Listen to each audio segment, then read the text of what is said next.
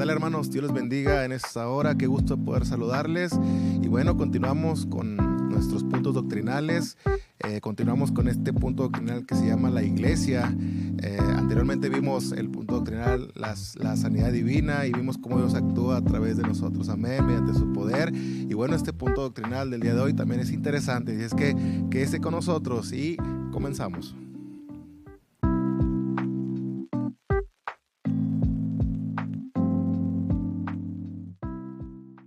El punto doctrinal del día de hoy es la iglesia. ¿Cómo se conforma? ¿Quién la fundó? Las tareas y obligaciones de la misma es lo que vamos a ver el día de hoy en este punto doctrinal. Y bueno, vamos a la cita bíblica base para este punto doctrinal, y se encuentra ahí en la carta a los Efesios, capítulo 2, versos 20 y 21. Le voy a dar lectura. Dice: edificados sobre el fundamento de los apóstoles y profetas, siendo la principal piedra del ángulo Jesucristo mismo, en quien todo el edificio bien coordinado va creciendo para ser un templo santo en el Señor. Este es el origen de la iglesia. Jesucristo mismo es el fundamento de nuestra iglesia. El versículo que leímos nos habla que en el fundamento de los apóstoles, bueno, el fundamento de los apóstoles, ¿quién era? ¿De quién aprendieron ellos? Bueno, ciertamente sabemos que Jesucristo era su maestro, el que les enseñó todo lo que ellos podían saber acerca del reino de Dios. Jesucristo mismo es el fundamento de los apóstoles. Así es que todo lo que es concierne a nuestra iglesia o a la iglesia en general de Cristo es Jesucristo. Jesucristo es la piedra del ángulo. Lo que sostiene la iglesia es Jesucristo mismo. Y es que no es ni Pedro, ni Juan, ni ninguno de los apóstoles. Es Jesucristo la piedra angular y el fundamento de la iglesia. Y bueno, ¿quiénes conforman la iglesia o qué es la iglesia? La iglesia definitivamente, mis hermanos, es creación y diseño de nuestro Dios para que nosotros pudiéramos ser edificados, para que nosotros pudiéramos tener ese alimento espiritual. No podemos andar solos por la vida y sin ningún rumbo, ¿verdad? Sin ninguna comunión, sino que el Señor estableció la iglesia como esa comunidad donde usted y yo podemos ser edificados, y a través de su palabra usted y yo podemos ser alimentados en nuestro espíritu. Y bueno, los que conformamos la iglesia, el requisito principal para ser parte de la iglesia, del cuerpo de Cristo, es ser reconciliados con Dios a través de Jesucristo.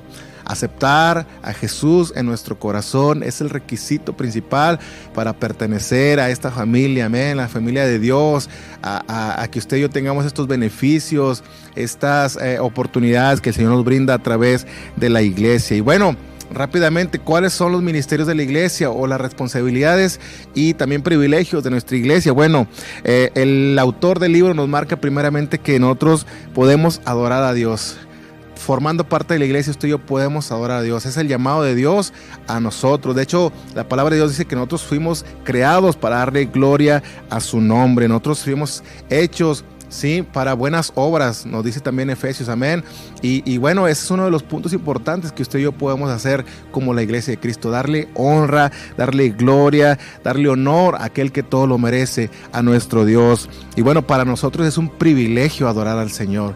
Mire, usted y yo quizás no tenemos algo para pagar lo que el Señor ha hecho con nosotros, amén. No tenemos riquezas materiales, pero sí podemos rendirle nuestra alabanza, podemos darle honor, podemos cantar, podemos levantar nuestras manos en rendición a Él. Y bueno, es un hermoso privilegio que usted y yo tenemos para honrar a nuestro Dios. Y también a través de la oración, usted y yo le expresamos nuestro amor a Dios. Cuando usted y yo levantamos nuestras manos, le empezamos a adorar, empezamos a rendir nuestra vida ante Él, es una muestra de amor nuestra hacia el Señor, y Él lo toma como una ofrenda agradable para Él. Amén. Otra de las cosas a las que la iglesia ha sido llamada es a predicar la palabra del Señor, a la evangelización del mundo. Esa es nuestra función principal en esta tierra: extender el mensaje de esperanza, el mensaje de salvación, ese mensaje que restaura las vidas, el mensaje que a nosotros nos llegó un día, amén, y nosotros tenemos también que compartir ese mensaje de esperanza para el mundo, y más que nada porque es un mandato de Jesús mismo. Amén. Dijo el Señor ahí en Mateo, dice: id por todo el mundo y predicar el evangelio a toda criatura. Esa es la tarea principal de la iglesia en esta tierra. Así que usted y yo debemos de compartir la palabra del Señor, el mensaje de salvación,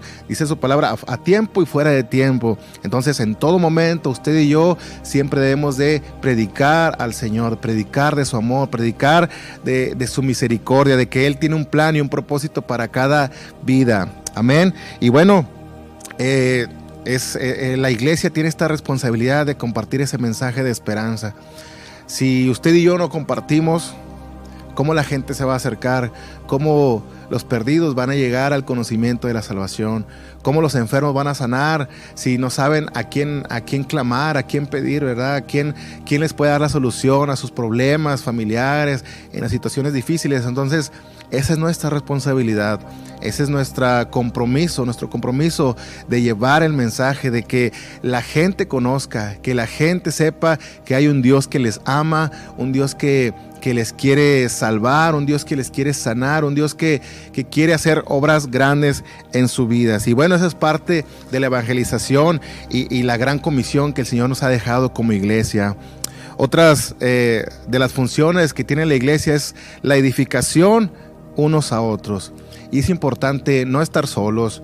Dios no nos creó como seres solitarios, nos creó como seres sociales. Usted y yo debemos hacer comunidad, debemos hacer iglesia, como decimos, ¿verdad? Debemos de congregarnos. La palabra del Señor dice que no nos dejemos de congregar, ¿verdad? Como algunos tienen por costumbre. ¿Por qué? Porque es necesario que usted y yo tengamos esa relación, ese contacto con demás personas que también tienen nuestra misma fe, que creen en lo mismo que nosotros creemos. Y bueno, también así nos apoyamos y nos ayudamos, amén, en el trabajo. Cada uno de nosotros que pertenecemos a la iglesia de Cristo tenemos una función determinada. Cada uno de nosotros tenemos una habilidad que el Señor nos ha dado, un talento que Dios nos ha dado. Entonces eso lo desarrollamos, pero lo desarrollamos en comunidad, en conjunto y todos juntos, como dice el texto que leímos al principio. Dice, cada uno hace su función y cada uno va desarrollándose y vamos creciendo todos juntos, amén, en el Señor.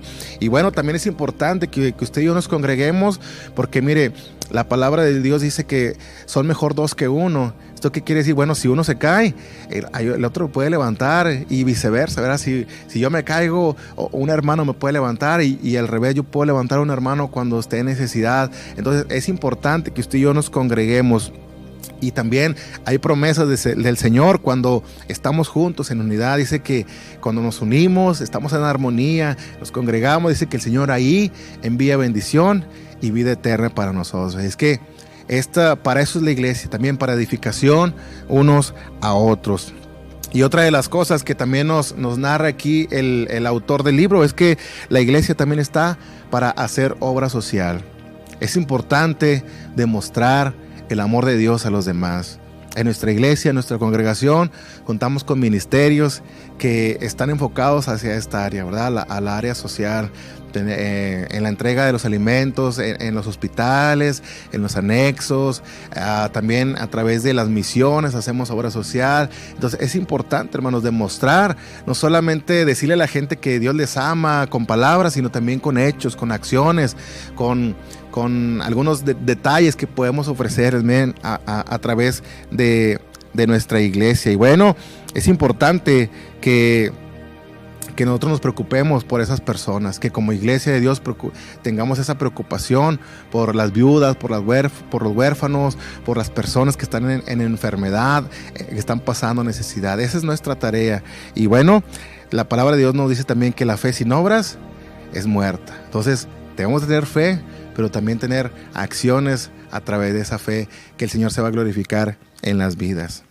Y bueno, hermanos, para terminar, debemos de recordar que usted y yo somos la iglesia de Cristo y tenemos muchos privilegios por ser parte de esta iglesia, de esta familia de Dios, pero también tenemos responsabilidades y es necesario que usted y yo tomemos acción en estas responsabilidades y ser esa sal, esa luz que este mundo hoy tanto lo necesita, que la gente vea en nosotros ese reflejo de Cristo, el reflejo de amor, de gracia, de misericordia, y bueno, que ellos puedan ver esto en nosotros y así puedan acercarse, puedan nacer en ellos, en sus corazones, este anhelo de seguir a Dios, de seguir ese Dios de amor que usted y yo ya conocemos, pero que tenemos esa responsabilidad de compartir y al momento de compartir que esa gente anhele lo que usted y yo tenemos. Y bueno, mis hermanos, pues como Iglesia de Cristo, ahora ya sabemos nuestros privilegios y nuestras responsabilidades, y sigamos adelante en el Señor, sigamos siendo esa iglesia que este mundo necesita. Amén. Dios les bendiga. Nos despedimos de este punto doctrinal. Espere los demás puntos doctrinales más adelante y bueno, nos estamos viendo a la próxima. Dios los bendiga.